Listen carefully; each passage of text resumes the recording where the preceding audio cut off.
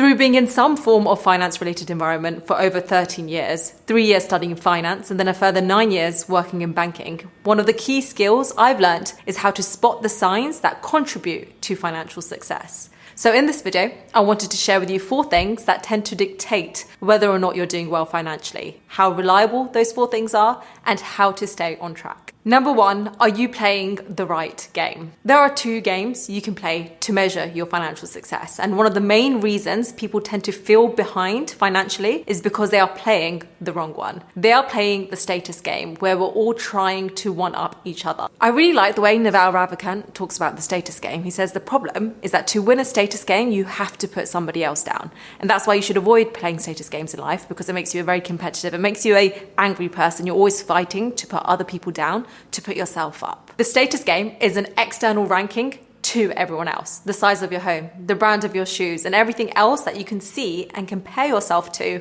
on social media. For instance, say I bought a Porsche, that will only improve my status if you don't have one. If everyone else has one, it doesn't help me climb up the ladder. So you're using other people as a reference to where you are. The issue is that when you start playing this game and comparing internally with everyone else's projections, you're constantly going to feel on edge because someone else has to lose for someone else to be able to win. And there's a sentence in the book, The Millionaire Next Door, which reads, "Wealth is not the same as income.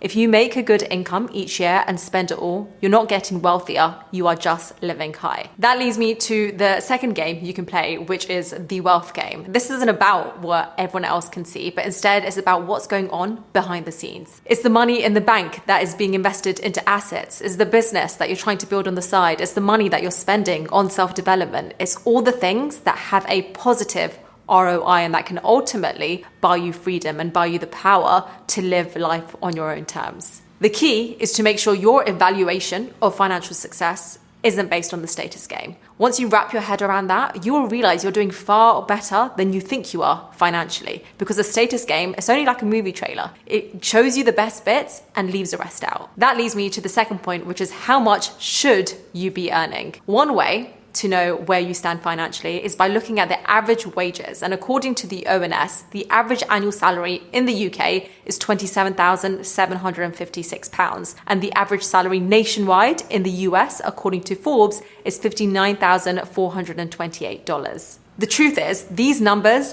actually make very little difference to how we see ourselves. Because firstly, according to research, it's our own friends and our peers that have a bigger influence on our self-evaluation of financial success rather than society as a whole. And secondly, no matter how much we earn, it's psychologically easier to feel bad about that number than feel good about it. There is a concept called loss aversion, which is that the pain of losing is psychologically twice as powerful as the pleasure of gaining. For instance, if we found $100 on the ground, we would be thrilled. It would make our day. But if we lost that same $100, our pain would be far bigger than the initial joy that we found in the same thing. According to a research paper on social comparison, the same concept can be applied to our earnings. If you found out you earn more money than your friends or your colleagues, you might feel slightly more content with your earnings, but that feeling would fade pretty quickly. But on the other hand, if you found out you're earning less money than them, that would have a way bigger impact on your happiness levels, and you'd feel a lot less satisfied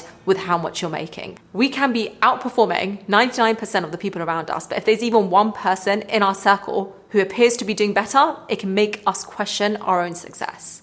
And the worst part is, without knowing, this psychologically will keep us in a never-ending cycle of discontent. And as we rise through the ranks and make more money and level up, so to speak, so does our peer group and the benchmark we compare ourselves to. So how does one escape this? I'll go into the actionable points that you can do in just a moment. But firstly, let's talk about rule number 3, which is getting the 3 fundamentals right. Number 1, the first of the 3 fundamentals is to be fully aware of your relationship with money. This means knowing your financial health, your income, and your expenses, and then finding ways to live below your means. In other words, increase your income and or reduce your outgoings so that you have enough money left over to save or invest in some form of another. One way to do this is through using a tracker that can show you where you stand financially and if you're spending less than you earn. I have a free one that you can use in my description box, which really dives deep into every category of your life so you can be fully aware of your relationship with money. That leads me to the second fundamental, which is having an emergency buffer. This is a specific amount of savings you would have access to in the case of an emergency, and having this one thing alone sets you way ahead of a lot of the population. In fact, 40% of the people in the UK don't even have 1 month of living expenses to support them if they lost their income, and only 39% of Americans could cover a $1,000 unexpected expense. If you have a healthy emergency fund tucked away, even just 1 month of living expenses to start with, you're doing a lot better than most people. And then the final part of these three is far easier said than done, especially in the current climate, and that is to have manageable debt. This isn't just about using debt to buy things you don't need. It also means not finding yourself in a position where debt is the only way you can pay your bills on time. The average American has $32,878 in debt, not including their mortgage, and UK credit card debt is at an all-time high. 46% of 25 to 34-year-olds have taken out an additional credit card, which according to UK economists suggests that people are borrowing more to protect their lifestyles from the surge in inflation. So this just goes to show, if you're able to save a portion of your income, have an emergency fund, and you're able to pay your bills on time without going into debt, you are way ahead of most people. But after knowing that, how does it make you feel? Any better? Probably not. Loss aversion. And that's where the fourth rule comes in, and that is to use the lens of an individual rather than society. There is a quote that is, if you change the way you look at things, the things you look at change. As I was doing the research for this video and drawing back on my own experiences, a common thread became really clear to me in all of this, and that is our perception of how well we're doing is massively driven by society's expectations and comparisons. Massively, without a doubt. Society applauds lavish lifestyles, external rankings, monetary achievements, but if we rewire our thoughts to look at our own success through the eyes of us as an individual, as opposed to through the eyes of society, we can see ourselves from a completely different lens. And when you do this, it sets you free from comparison. It sets you free from expectations. It gives you the freedom from not having to play the game where other people are making the rules. Warren Buffett has talked about living by this inner scorecard. And when you do this, you avoid status games entirely. He says you should think about how you'd answer this question. Would you rather be the world's greatest lover, but have everyone think that you're the world's worst lover? Or would you rather be the world's worst lover, but have everyone else think that you're the world's best?